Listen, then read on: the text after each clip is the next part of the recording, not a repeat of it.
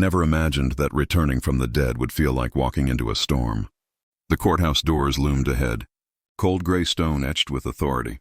Yet all I could feel was the weight of betrayal pressing down on my chest. I am Adam Brooks, 38 years old, founder and CEO of Brooks Innovations, a company I built from scratch in my tiny apartment over a decade ago. 2 months ago, the world thought I was gone. Missing during a diving trip, no body found, a funeral held in my absence. Now alive? I was stepping into a courtroom where the people I trusted most were tearing each other apart over the empire I had bled to create. The taxi had carried me from the Florida airport through streets I knew, like the back of my hand, yet everything felt strange, distorted, almost alien. Golden leaves swirled along the sidewalks, a chill cutting through my jacket. For the past 2 months I had lived like a ghost on a remote island, piecing together fragments of memory. How the ocean had swallowed me, how the oxygen tank had hissed, how darkness had consumed everything.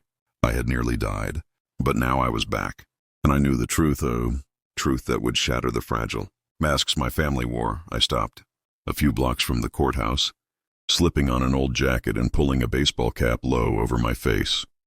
Each step toward the building felt heavier than the last, as if every betrayal I had endured added weight to my limbs. In the news I had watched as Brooks Innovations, the company I had built from scratch, was being dissected by those I loved. My father Lucas, my mother Nina, my brother Jason, even my wife Sophia, had all jumped into the fray, lawyers in tow, arguing over what was mine by right. Greed had transformed them into strangers, pushing the courthouse doors open. The cacophony of the courtroom hit me like a wave. Lawyers shouted, papers flew, whispers bounced off marble walls. Reporters scribbled furiously, cameras at the ready. My parents, my brother, and my wife sat like statues in the center, each with a lawyer at their side, each a participant in a drama I had never wanted to be part of. My father's lawyer stood first. Your Honor, Mr. Lucas and Mrs. Nina Brooks are the biological parents of the deceased Adam Brooks. They raised him from childhood and are entitled to the majority of the estate, including shares in Brooks Innovations. Documents exist proving Adam promised to provide for them for life. I stood in the hallway, heart twisting with a mixture of disbelief and fury.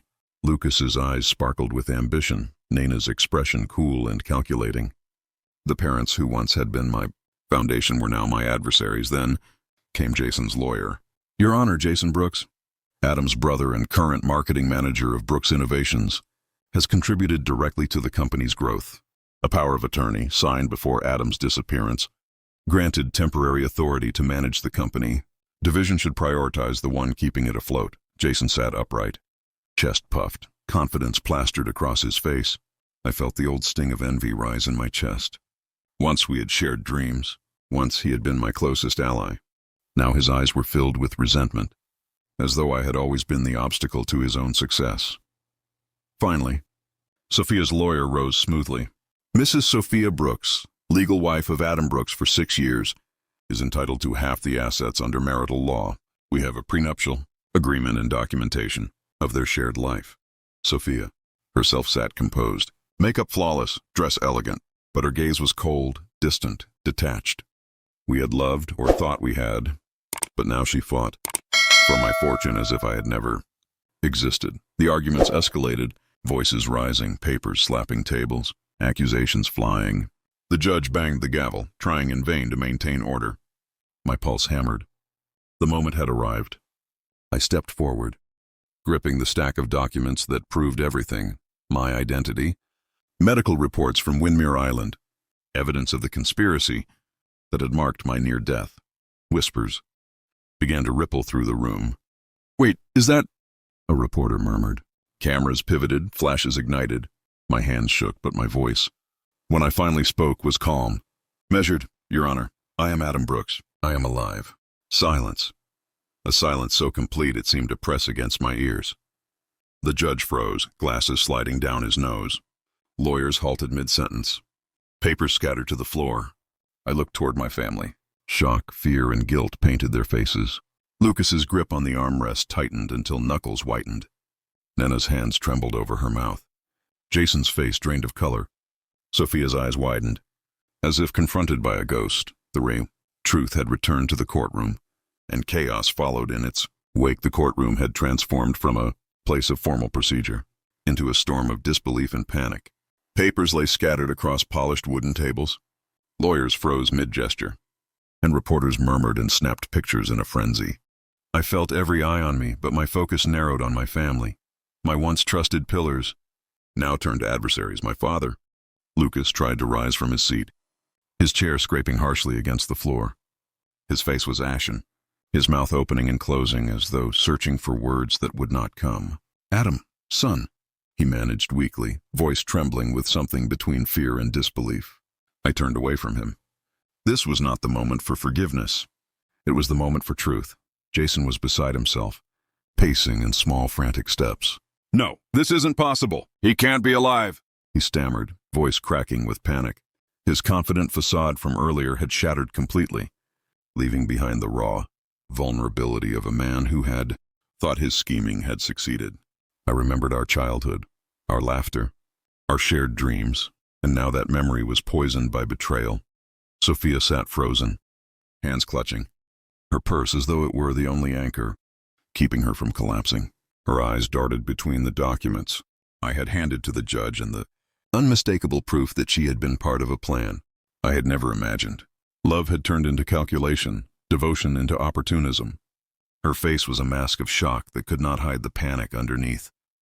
Took a deep breath and addressed the judge, my voice steady, cutting through the tense silence. "Your Honor, these documents verify my identity and outline the circumstances that led to my disappearance. They also expose the conspiracy against me, one that began long before I vanished." The judge, still pale and bewildered, adjusted his glasses and began flipping through the papers. Lawyers leaned forward, tension radiating off them, each hoping to grasp some advantage from this unprecedented turn of events. Reporters jostled for better angles, whispering excitedly about the scandal unraveling before their eyes. I allowed myself a moment to observe the room, taking in the shock, the fear, the greed laid bare. Every detail mattered. Lucas's clenched fists, Nina's trembling hands, Jason's wide-eyed panic, Sophia's frozen stare. Every expression told me what I already knew. My return had stripped away the masks they had carefully worn, revealing the truth they could not deny. Then, quietly but with growing strength, I continued. 2 months ago I was declared dead. My absence allowed those closest to me to act without restraint. But now the truth cannot be ignored. I survived the accident, and I know exactly who orchestrated the events that led to my disappearance. The documents I have provided contain full medical reports, witness statements, and evidence of financial manipulation. All of it points to the betrayal I now face in this room. A murmur ran through the courtroom. Reporters whispered, lawyers exchanged tense glances, and the judge adjusted his gavel nervously, uncertain how to proceed. The tension was thick, almost physical, pressing against the walls and windows. Alike, my family could no longer hide behind politeness or protocol. Lucas's ambition, Nina's pragmatism, Jason's envy, Sophia's calculation, all of it lay bare. I remembered every detail of our family trip, the private flight, the lavish island resort, the forced smiles and hidden schemes. Every memory that had once seemed ordinary now revealed itself as part of a sinister design. Stepped closer to the bench, holding the documents firmly. "Your Honor, I demand this case be paused until a full investigation can be conducted. My family's actions during my absence have been motivated by greed, and justice must prevail before any decisions about Brooks Innovations or my estate are made." The courtroom erupted. Lawyers shouted over each other, reporters swarmed, and Adam's former colleagues, shareholders, managers, looked on with awe and confusion. But my eyes stayed locked on my family. Shock had frozen them, but beneath it I could see fear. They knew the game was over, and for the first time, they were exposed. In that moment, I realized that my survival was not the end. It was the beginning. Standing in the eye of this storm, surrounded by chaos and disbelief, I understood that reclaiming what was mine would require more than proof. It would require confronting every betrayal, every lie, every calculated move that had been made in my absence. And I was ready. Before I continue, tell, from which place are you watching this story right now? Please subscribe and like the video for motivation. The courtroom had descended into chaos. Yet through the cacophony, I felt a strange calm settle over me. Chaos was predictable. Betrayal was expected. What I had not expected was the satisfaction of holding the truth in my hands, the truth that would finally expose the darkness behind my disappearance. Took a deliberate step forward, gripping the documents like a lifeline. Your Honor, I began, voice unwavering. Before any decisions are made, it is imperative that the full story of my absence is understood. I did not vanish by accident. I was betrayed. Those sitting before you, my family, knew more than they have admitted. Heads snapped toward me. Lucas's eyes narrowed. Nana's hand trembled as she pressed it against her lips. Jason's jaw tightened, and Sophia's fingers gripped her purse as though she were holding on to the last shred of control she could muster. The weight of their guilt was palpable. It clung to them like a heavy fog. I paused, letting the silence stretch. The judge leaned forward, pen poised, clearly unsure of how to handle this unprecedented turn of events. Reporters shifted in their seats, cameras ready. Microphones pointed like probes hunting for secrets. Then, I began to recount the events of that fateful trip. My voice was steady, but inside, my memories burned with every detail. 2 months ago, I agreed to a family vacation organized by my father, Lucas Brooks. He claimed it was to strengthen our bonds, to reconnect after years of distance. We flew on a private plane to a newly developed island in the Caribbean, a paradise of white sand, beaches and turquoise waters, but a paradise that hid a sinister intent. I could see their faces tighten. Every word I spoke drove invisible, knives into the hearts of those who had plotted against me. The trip was carefully orchestrated. I trusted my family, believed in our bonds. But from the very first day, I noticed subtle manipulations. My father insisted on controlling every detail, guiding us through activities designed to isolate me from reality. My brother Jason seemed helpful, but his advice always served to place me in vulnerable positions. And Sophia, she was complicit in ensuring that my focus remained on trivialities, while deeper schemes unfolded. Behind the scenes, the murmurs of the courtroom grew louder, but I pressed on, my voice firm. On the second day, during a private dive, I realized the extent of the betrayal. My oxygen tank was tampered with. I nearly drowned. Every gasp I took underwater was a reminder that the people I trusted had turned against me, risking my life for control of my company, my fortune, my existence itself. The judge's hand shook slightly as he adjusted his glasses. Lawyers froze, unsure of when or how to object. Reporters leaned forward, sensing the gravity of the confession. My family could not look away. Lucas's face paled. Nana's eyes darted nervously. Jason's confidence shattered into shards of panic.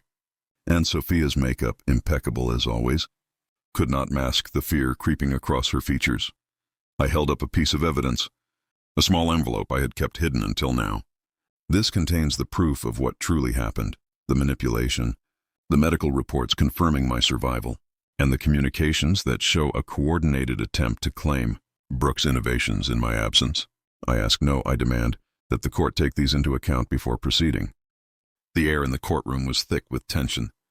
My family's silence was deafening, a silent confession more powerful than any words. I could feel the weight of their envy, greed and fear pressing down on me. But I stood taller, unbroken. For the first time in months, I felt the balance shift. The power was no longer in their hands. It was mine. Then I stepped closer to the center of the room, letting my gaze sweep over the crowd. The reporters, the shareholders, and finally my family. I survived, I said slowly, deliberately, not by luck, but because I refused to let betrayal define my fate. And now the truth will not be hidden. Every action, every plan, every lie, all of it will come to light. The room was silent. The only sound, the distant hum of cameras and the occasional shuffle of papers. For a moment, it felt as if time itself had stopped. Then, Lucas, my father, tried to speak, but the words caught in his throat. Jason's hands shook as he gripped the edge of the table, and Sophia's eyes widened, fear and realization mingling in her gaze. I knew this was only the beginning. Exposing the conspiracy was one battle, but reclaiming what was mine, the company, the fortune, the respect, would require strategy, courage, and patience. I had survived the ocean. Now I would survive the storm within these walls, and I would emerge victorious. The courtroom had become a pressure cooker, every second vibrating with tension. Lawyers shouted over one another. Papers flew like autumn leaves in a storm, and the murmurs of reporters swelled into a near roar. Cameras flashed relentlessly, capturing the faces of shock, guilt, and fear etched into my family's features. I felt the weight of every eye on me, yet I moved deliberately, calm in the eye of this hurricane. The documents in my hands were no longer mere papers. They were the proof of every lie, every betrayal, every act of greed committed while I was presumed dead. I took a slow, measured step toward my father. Lucas Brooks, once so commanding, now seemed small and fragile, his confidence eroded by the truth I held. "You orchestrated this," I said, voice low but sharp. "Every detail of that trip, every manipulation, every move you made to seize control of Brooks. Innovations you thought I wouldn't survive. You underestimated me." Lucas opened his mouth, then closed it. His eyes darted to Nana, searching for support. But my mother, ever the pragmatist, remained frozen, her hand covering her mouth as though to stifle the fear that had taken hold. "Jason," my brother attempted a shaky rebuttal. "Adam, it's not what you think." His voice faltered, confidence crumbling with every word. He knew, just as I did, that this was no longer a debate over power. It was a reckoning. "Sophia," my wife finally found her voice, but it was fragile, trembling. "Adam, we didn't mean—" Her words trailed off, swallowed by the storm of the courtroom. I looked at her, once the woman I trusted most, now an accomplice to the deception that had nearly cost me my life. I raised my hand, signaling for silence. The judge's gavel barely contained the chaos. "Your Honor," I said, projecting my voice so every person in the room could hear, "these documents prove my identity and outline the conspiracy that endangered my life and threatened my company. I demand a full investigation before any judgment is passed. Nothing can proceed until justice is restored." Hush fell over the courtroom, but only for a moment. Then, as if on cue, the lawyers for my family began to shout again, voices overlapping, each attempting to spin the story in their favor. Reporters jostled for position, shouting questions I could not answer, flashes of light burning into my vision. Shareholders whispered furiously, some clapping, some staring in disbelief. I ignored them all, focusing on my family. Lucas tried to rise again, hands shaking, but I stopped him with a single sharp word. "Sit. Your actions have consequences." Jason's envy had turned into raw fear. I could see the panic in his eyes, the realization that every plan he had made had crumbled the moment I returned. Sophia's composure had finally cracked, her hands fidgeting with her purse strap as she realized that I held all the cards. Nana's elegance was gone, replaced by a human fear she could not mask. Then I began to speak of the evidence, piece by piece, letting the courtroom absorb each revelation. The tampered oxygen tank that nearly took my life. Messages between my father and certain associates, plotting to exploit my absence. Financial manipulations, attempting to transfer control of Brooks Innovations, the temporary powers of attorney, and other legal documents that had been misused to give Jason and Sophia authority over my empire. Every word landed, like a hammer strike, reverberating through the room. The judge flipped through the documents, eyes wide in disbelief. Lawyers faltered, some gasping audibly. The reporters' whispers escalated into an excited murmur as the story of deception, betrayal, and survival unfolded before them. I felt a surge of vindication, but I also felt the pain. This was my family, people I had loved, people I had trusted. And now I was forced to see them for what they truly were: opportunists, manipulators, people who had let greed replace love. Yet, even in the midst of this chaos, I knew one thing: this was only the beginning. I had exposed the conspiracy, but the fight for my life, my company, and the respect I deserved was far from over. The storm had arrived, but I stood firm at its center, ready to see it through. The courtroom would never be the same, and neither would any of us. The courtroom was a tempest, each second crackling with anticipation. Lawyers shouted over one another. Papers flapped like wounded birds, and reporters leaned forward, pens poised, capturing every word. But I moved deliberately, controlled, like a conductor orchestrating chaos. Every step I took, every document I held, was a weapon against the deception that had nearly destroyed me. I turned to face my father, Lucas, who had gone pale, his earlier arrogance shattered. "You wanted control of Brooks Innovations," I said slowly, letting the words land. "You thought my death would make it easy. But every move you made, every secret you plotted, is now exposed." Lucas's lips parted, then closed. His jaw tightened.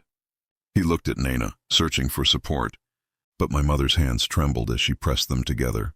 powerless against the storm I had become. I walked toward my brother, Jason, who had been pacing nervously. "And you," I said, voice firm. "Thought you could step into my life, my company, my marriage, and claim what was never yours." "You forgot one thing." I survived, Jason stammered, his confidence evaporating. "Adam, It wasn't like that." "It was exactly like that," I interrupted, raising a hand to hold up another document. "This email chain proves you coordinated with Sophia to manipulate my company's finances while I was presumed dead. You knew every weakness, every opportunity, and yet you acted as if it were your right." Sophia's face drained of color. Her hands gripped her purse strap, knuckles white, eyes darting between the documents, the judge, and me. "Adam, we didn't mean," she whispered, voice cracking. But no words could erase the betrayal etched in the evidence before her. I approached the judge, placing the documents carefully on the bench. "Your Honor, these are only a fraction of the proof we have. Financial records, communications, witness statements. They all point to a deliberate attempt to claim Brooks Innovations by exploiting my absence. I request the court to recognize the full extent of this conspiracy and take immediate action." The room had gone silent. The chaos momentarily paused. Reporters whispered feverishly, some shaking their heads in disbelief, cameras capturing every stunned reaction. Shareholders leaned forward, mouths agape, trying to comprehend the audacity and scale of what had occurred. Then I stepped back, letting my gaze sweep over my family. Fear, guilt, and desperation painted their faces. Lucas tried to speak again, but I cut him off with a sharp glance. "Sit. There is nothing to defend. Your plan has failed." Jason's knees nearly buckled. Sophia's composure had crumbled entirely. Even Nana, who had always maintained an air of elegance and control, now seemed like a fragile shell of the mother I once knew. I could see the power shifting in real time. The courtroom, once a battleground where my absence had been exploited, was now mine. Every document, every revelation, every truth I unveiled stripped away their defenses. They were exposed, cornered, and vulnerable, forced to face the consequences of their choices. I let the weight of my words hang in the air. "You underestimated me. You thought death would silence me, erase me, make you kings of my empire. But I am alive, I am here, and now justice will be served, not just for me, but for every lie you thought would go unnoticed." The judge's hand trembled as he reviewed the evidence. Lawyers from my family exchanged worried glances, unsure of how to respond to the overwhelming proof. Reporters whispered and scribbled furiously, sensing a story that would dominate headlines for months. I stepped back, heart pounding, a cold satisfaction coursing through me. The tide had turned. I had reclaimed the narrative, exposed the conspiracies, and forced my family to confront their own treachery. But this was not yet the end.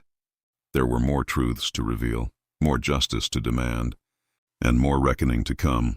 The courtroom, once a place of formal procedure, had become a stage for raw emotion, exposure, and power, and I stood at its center, fully alive, fully in control, ready to see it through to the final reckoning. The courtroom had transformed into something unrecognizable, a theater of shock, panic, and unfiltered emotion. Lawyers muttered to themselves, papers lay scattered across the floor, and reporters leaned forward, pens poised, cameras flashing as they recorded every flicker of expression. Yet amidst the chaos, I felt a calm certainty. I had survived the ocean, and now I would survive this storm of lies. I turned slowly toward my father, Lucas, whose face had lost every ounce of authority. "You," I said, voice steady but sharp, "you orchestrated everything. Not just the trip, not just my near death, but every conversation, every move that would make me disappear, leaving you free to seize Brooks Innovations. All your plans, your ambition, your greed, it stops here." Lucas opened his mouth, hesitated, then shut it again. The mask of control he had worn for decades had shattered in the presence of undeniable truth. I saw fear ripple across his eyes, the first time I had ever truly seen it there. My mother, Nana, whose elegance had always been her armor, now seemed fragile, human. Her hands trembled as she pressed them together, hiding a face that was both ashamed and terrified. "Adam, we only—" Her words faltered, weak against the weight of the evidence. I shook my head slowly, letting the silence amplify her helplessness. Then my brother, Jason, stumbled, voice cracking. "Adam, it wasn't supposed to go this far." I just—" "You just," I echoed, my voice rising slightly, cutting through the courtroom like a blade. You conspired with them, manipulated documents, misused the powers of attorney, and plotted to claim everything I built. You thought I would never return. But here I am. Jason sank into his chair, pale and trembling.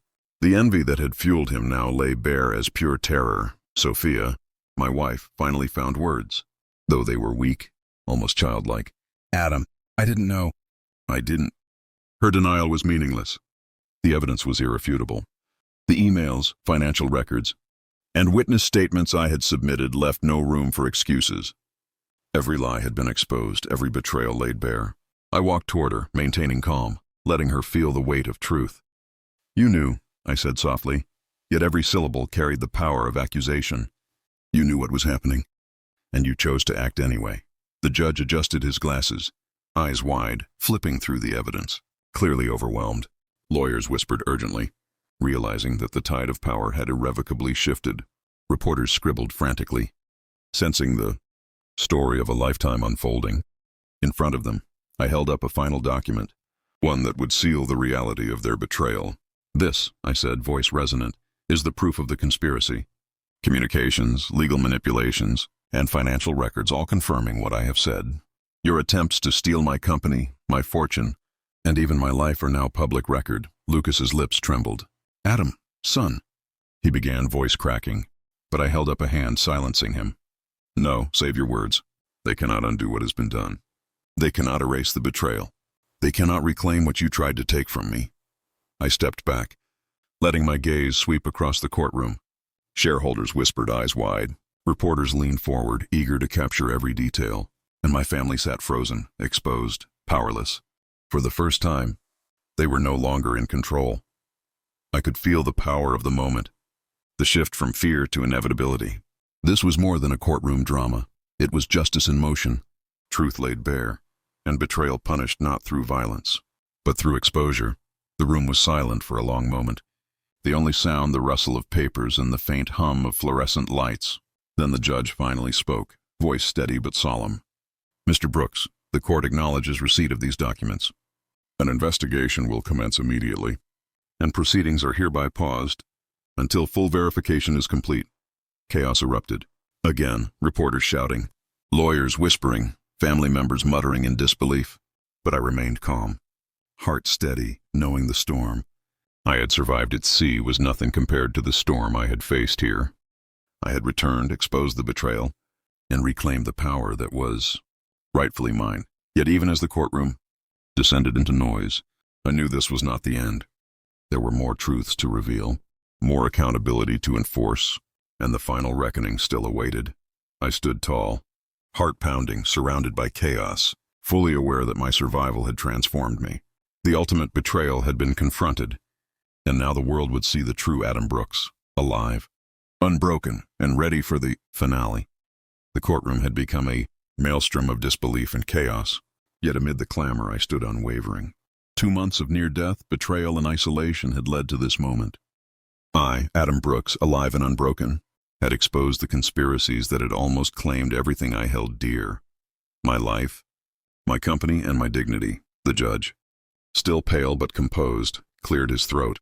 After reviewing the submitted evidence, the court recognizes the legitimacy of Mr. Adam Brooks' identity and the validity of the claims regarding the conspiracy against him. Proceedings are suspended until a full investigation is completed, and no actions may be taken against Brooks Innovations or Mr. Brooks's estate in his absence. The words hit the courtroom like a hammer. Lawyers whispered frantically, shareholders murmured in astonishment, and reporters scribbled faster than ever. My family sat frozen, each grappling with the reality that their schemes had failed. I allowed myself a slow breath, letting the tension release slightly, though my eyes never left them. Lucas, my father, looked as though the ground had disappeared beneath him. The arrogance he had worn for decades melted away, leaving only fear and regret. Nana, ever poised, now seemed fragile and human, guilt etched across her elegant face. Jason, my brother, sat slumped, pale, broken by the exposure of his envy and manipulation. And Sophia, my wife, could only clutch her purse, eyes wide, realizing that the love she had feigned could not withstand the truth. I stepped forward, addressing them directly. You thought my absence would let you claim my life and my company. You thought my death would silence me forever. But I survived. And now you face the consequences, not in punishment, but in truth. Your betrayal is exposed. Your greed is powerless against reality. The courtroom buzzed, a mixture of awe and disbelief.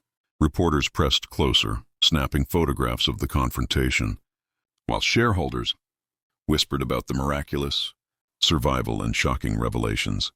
Turned toward the judge, extending the final stack of documents. Your Honor, all evidence necessary to pursue justice is here.